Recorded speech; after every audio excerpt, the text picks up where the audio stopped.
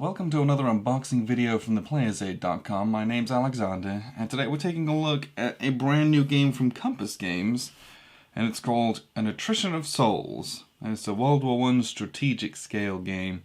What that means is a very high level, like a Risk style game, even though this is nothing like Risk, but it's that scale. So, we got some kind of evocative artwork, and the title itself, An Attrition of Souls, lets you know right away what this is about. Looking at the back of the box, this is a two-player game. Apparently it's okay soloable.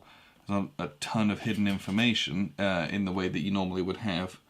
But yeah, if you look at the map, it's just a bunch of regions across Europe with different values, and the units are just people. They're not individual kind of armies or corps. It's just it's a rifleman, it's infantry, artillery, and then there's air force as well. So let's crack it open. Let's kind of see what we get here.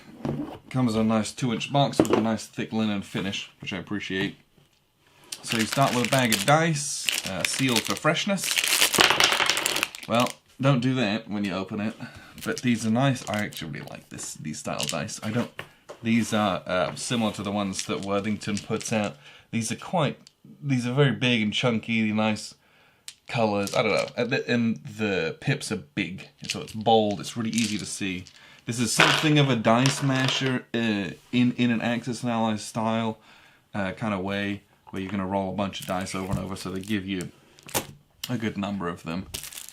There's 2 pouches, one for the Entente, which I think is the brown one, and one for the Axis powers, the Central powers, and it's the grey one. I guess that's the Alliance powers, the Central Alliance at this point. So we do have a rule book. Well, okay, there is a small deck of cards, and we'll just crack these open because there's not many. This is not a card game in any way, shape, or form. There's just a number of different events, and it's not very many, but it's things like Poison Gas, Expeditionary Force, Gallipoli Landing, Fresh Troops. So you get a couple of these, and it tells you when you can play these in a little red under here. So you get some nice historical pictures on them, which, again, if you watch this channel, you know I like that. I appreciate a good little reference for what we're trying to convey here. And it says at the bottom when you can play this, so may be played in any year in red, or maybe played during or after 1915, during or after 1970. So it tells you what you do with those. So there's just a small amount of those. I think you just have a couple at any given time, and you're going to play those every so often. But it's not a heavily card-driven game in any way. So doing it solo, you're just going to pick and choose when the best time to do those is. So, the 40-page rulebook. Now, those 40 pages are taken up with a lot of diagrams and images. This is full color. The text is a very large typeface, and so much of it is actually not rules.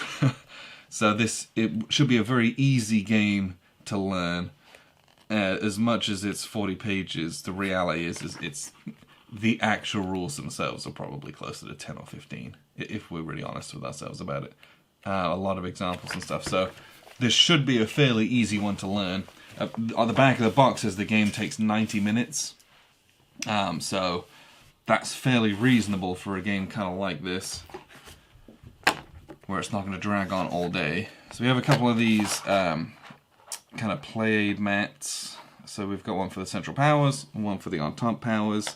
And these are just, they're double-sided. Oh, that's nice. Okay. German Central Forces, starting in pouch. Okay, so I think these are the ones you start in the pouch with. Do you flip them at some point? Maybe those are scenario-based. That is unclear to me, because those are they the same? No, they're different. I'm not sure about that. Well, I'll figure that out later. But two of these are a decently thick cardboard, it's cardstock, but they're nice and glossy. But you're going to keep those out and use those as playmats to hold your different reserves. Then we have some regular play aids. Two of these look like they're identical. One's got the turn sequence on it, and on the back we've got base game stuff and some optional rules, I guess, you can add in for things like tanks, stormtroopers, trenches, grenades, like extra granularity if you wanted to make the game a little bit more, I guess, thematically realistic, I guess, having all those elements instead of this is quite an abstract game, is what I would say.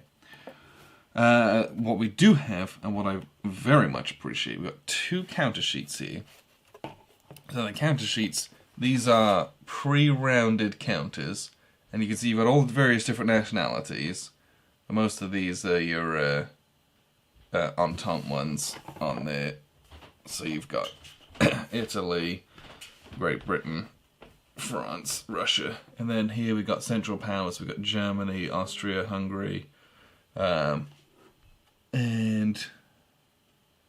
what else? We got Turkey. Is it Hungary? Oh, don't crucify me on that one. And then some Mexico forces as well, I guess. But these are, I don't know if we can see this. These are a really, really thick cardstock. I mean, this is like lock and load style thickness on this card. These are very, very nice counters. Come on. I don't know if you can see just how thick those are. Those are very, very nice. And they require a little bit of punching on them, but there's basically zero nubs on them or anything like that, so you don't need to sit here with a counter or a little file cutting nubs off or anything like that. Those are very, very nice counters. And it's just some nice little detail on some of those little optional ones as well. Again, it's pictorial representations of a lot of things. You don't have any NATO symbols. They're fairly basic, but they are very nice and clean, which is good for a game like this. So the last thing, I believe, is the map. This is a 22 by 34 fully mounted map. Alright, let's get this open. He says... Oh, there it is. Okay. And we did get it the right way around. Amazing. That was miraculous. So, generally speaking, this is a map of Europe. We do have a little USA box. So you've got Washington, D.C., the southern states, and then you have Mexico here. And then we got, everything else is Europe. And I guess they kind of just put a little kind of Egypt, Alexandria box down there that's, geographically not right there. It'd be a bit further south. But everything else, map of Europe, and look, it's obviously just divided into these big holding boxes where we're going to have a bunch of these counters in, for various different units, and you'll have different armies based on those, and it's point-to-point movement. You can see each of, well, not each of, but most of the boxes have these industrial values. The number of industrial values that you control will determine your production, and effectively you're going to have a bunch of your units in this pouch, and you're going to draw that many units out of here, and those become your reserves that you can then mobilize and put into play. So there's a little bit of randomness with this, with what units you get. You might get a very infantry-heavy force. You might get a good mix of artillery. You might, it might take a while for you to be able to make enough airplanes that you might want. But, other than that, it's move around and trying to control enough where you can score victory. We do have a turn track down here. So it tells you it's spring, fall, spring, fall, spring, fall, spring, fall. Okay, so spring and fall of every year. And it'll tell you, especially at the beginning, that, who enters, what do we add, who gets brought into the war. And then these last few years down here, it's just kind of fight it out until you can reach an armistice or one way or the other. But that's really what the game is. This is a very high-level game obviously. The armies and the units are very abstract. You care about, conquering large regions, gaining their industry to help you and your war machine, basically. But that's where we're at with this. It's a very well, I don't want to say simple game, but it's supposed to be a fairly introductory game. It's not complicated, is what I would say. It's a style of game that a lot of not hardcore wargamers are familiar with things like Risk and Axis and Allies. It's along those lines in the sense that I got a few different unit types, and we're going from big area to big area, and this whole grand strategic style. So something that might have a bit more granularity than something like Risk or Axis and Allies, but it also is World War One, which is a theme that a lot of non-war gamers don't get to play something like this. So this might be a good way to get new people to play it.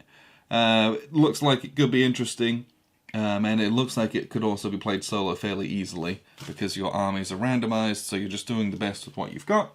The only hindrance would be these event cards, but if you don't have very many of them, you play them when it's fairly obvious that you should.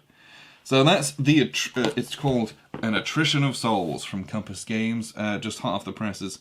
Check it out for something you're interested in. You can probably play this. Do they say, oh, sometimes they put like an age range, 14 plus, maybe. You could maybe get away with a little bit younger, something to play with your kids, maybe. But it is a little bit of a step up from some of those other board games that they may have been playing. So, An Attrition of Souls from Compass Games looks like it could be a fun kind of introductory large World War I game. Production quality is nice. So what we'll do is we'll get this played at some point here and let you know how it is. So appreciate you guys tuning in. I've been Alexander from theplayersaid.com.